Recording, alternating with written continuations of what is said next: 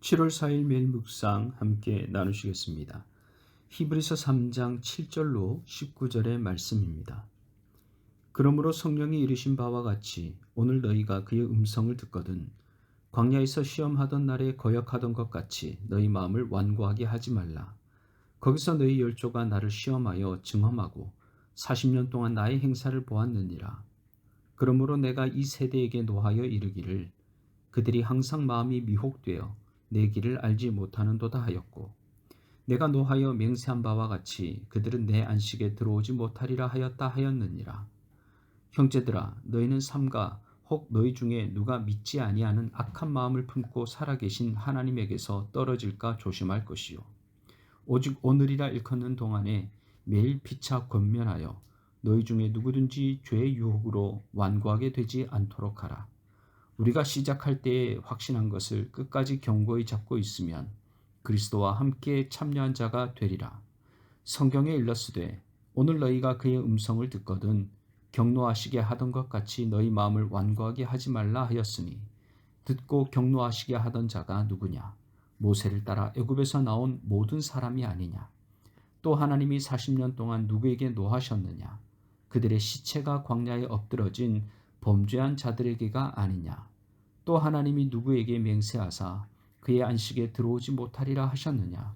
곧 순종하지 아니하던 자들에게가 아니냐? 이로 보건대 그들이 믿지 아니함으로 능히 들어가지 못한 것이라. 아멘. 7, 8절을 읽다가 고개가 갸우뚱해졌습니다.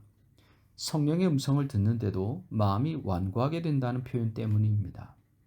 그러므로 성령이 이르신 바와 같이 오늘 너희가 그의 음성을 듣거든 광야에서 시험하던 날에 거역하던 것 같이 너희 마음을 완고하게 하지 말라. 이건 성령의 음성이 확실해. 내가 성령의 음성을 듣게 되다니 나는 정말 복받은 사람이야. 성령님이 들려주시는 음성을 정성껏 듣고 그 말씀대로 살아야지. 이런 반응이 나오는 것이 정상적이지 않겠습니까? 그런데 8절 말미에 뭐라고 기록하고 있습니까?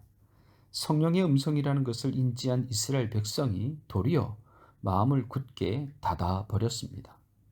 이 말씀은 히브리서를 읽었던 초대교회 성도들의 신앙의 실체가 별것 없다는 것을 까발리는 지적인 것이죠.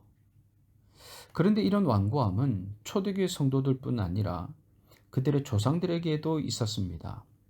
광야에서 시험하던 날에 거역하던 것 같이 라고 말하고 있지요. 9절에서는 광야 40년 동안 하나님의 세심한 인도를 받고 매일 아침 하늘에서 내려오는 만나를 먹으면서 하나님의 실존을 경험했던 백성들이 하나님을 시험하였다고까지 말하고 있습니다. 그들이 어떻게 되었습니까? 성령의 음성을 듣고도 마음의 자세를 완고하게 하기로 작정한 그들은 하나님의 안식에 들어가지 못하였다고 오늘 말씀은 기록하고 있습니다. 히브리서 기자가 조상들의 완고함과 불순종, 그리고 그들이 하나님의 안식에서 탈락한 것을 언급하는 이유가 무엇입니까? 지금 너희들도 충분히 그렇게 버림받을 수 있다는 것을 경고하는 것 아니겠습니까? 그래서 오늘이 중요합니다. 지금 당장 나를 돌아보고 완고한 목을 꺾고 살같이 부드러운 마음이 되기를 사모하는 삶을 살겠다고 결단하라는 것입니다. 13절을 보십시오.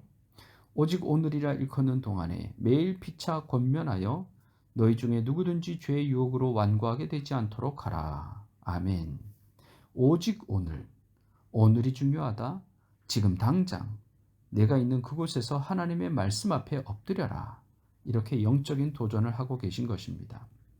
그러면서 14절의 말씀이 또 눈에 들어옵니다. 그러면 이렇게 완고한 사람들이 처음부터 완고했냐는 것입니다.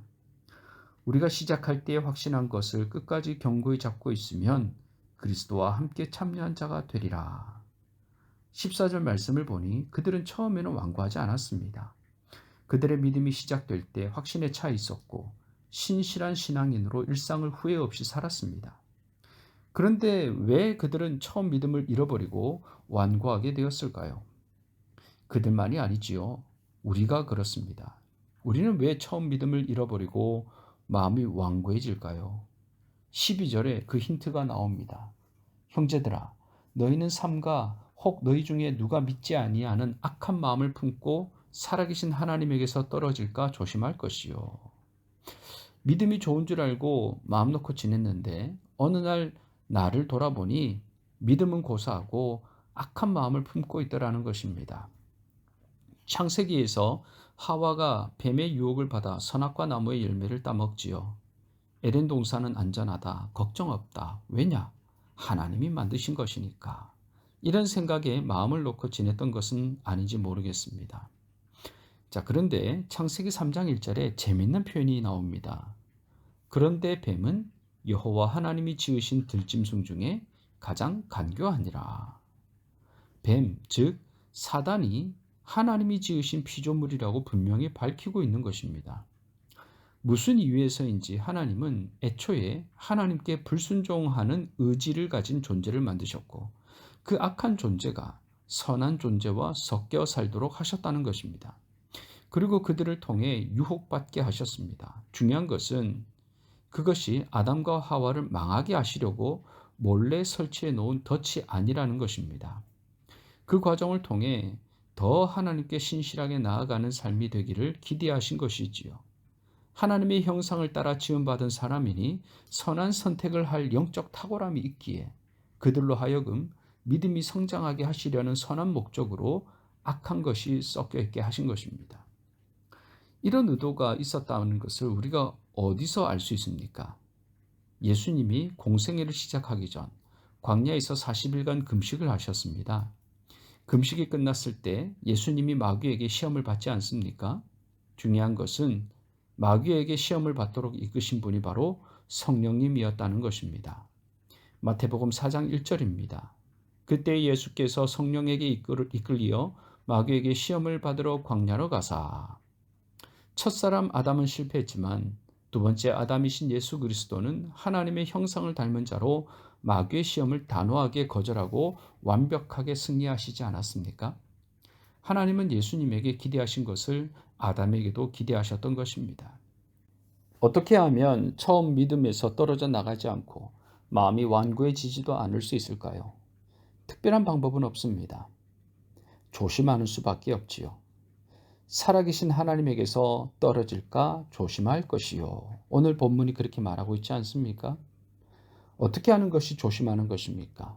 영적으로 긴장하고 깨어 있는 것입니다. 그래서 어떤 목사님은 24시간 주님을 묵상하는 것에 대해 실천하고 도전하기도 하십니다. 성도 여러분, 어떻게 하든지 깨어 있는 수밖에 없습니다. 방법을 모르니 우리는 기도를 해서라도 깨어 있으려고 하고 말씀을 붙잡으려고도 하지요. 내 힘으로는 안 된다는 것을 우리가 잘 알기 때문입니다. 예수님이 어떻게 마귀의 유혹을 이겼습니까? 하나님의 말씀으로 이기지 않았습니까? 그러니 말씀과 기도밖에 없습니다. 오늘도 그 말씀과 기도로 완고해지지 않는 신실한 성도 되시길 주님의 이름으로 축복합니다.